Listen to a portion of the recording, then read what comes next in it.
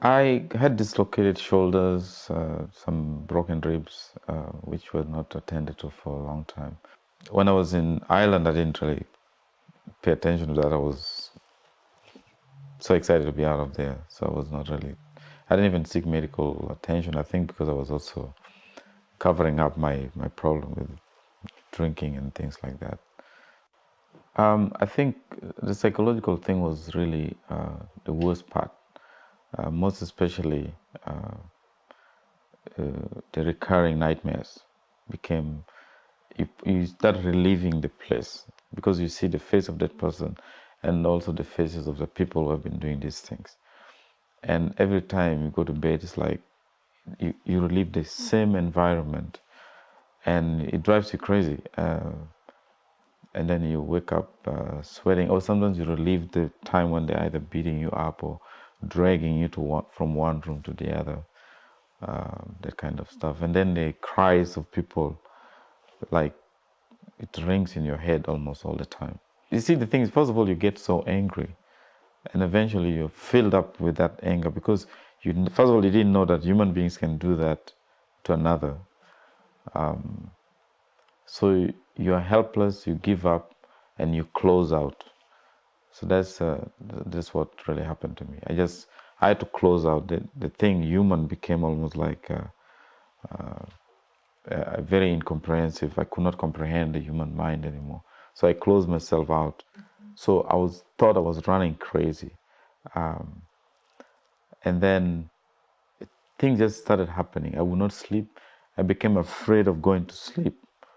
And then I became very, very insecure and very scared. I was getting very violent nightmares. I would run away from the bed, like run. And I hit myself in the wall many times. And I would go to work and I have a swollen face, bruised face. And then, people begin to suspect that we've been in a fight. But it's just in my own house and I'm living in an apartment alone, The nightmares become so bad. I mean, I was like totally helpless. I would wake up and cry for like 2-3 hours. And right now, I even feel that everything has been taken away from me. My own husband, I don't want to have anything to do with it. Because even sometimes when I'm touched, it's like it's happening to me again. And this is a scar that has been left on me.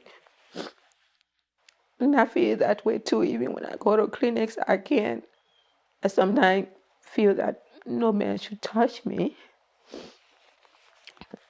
And it's hard.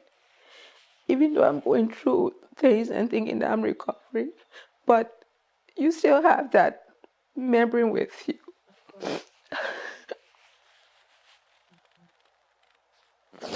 It's a memory that stays with you as a woman. No woman should go through something like that. And being brutally done to you, which has happened to me.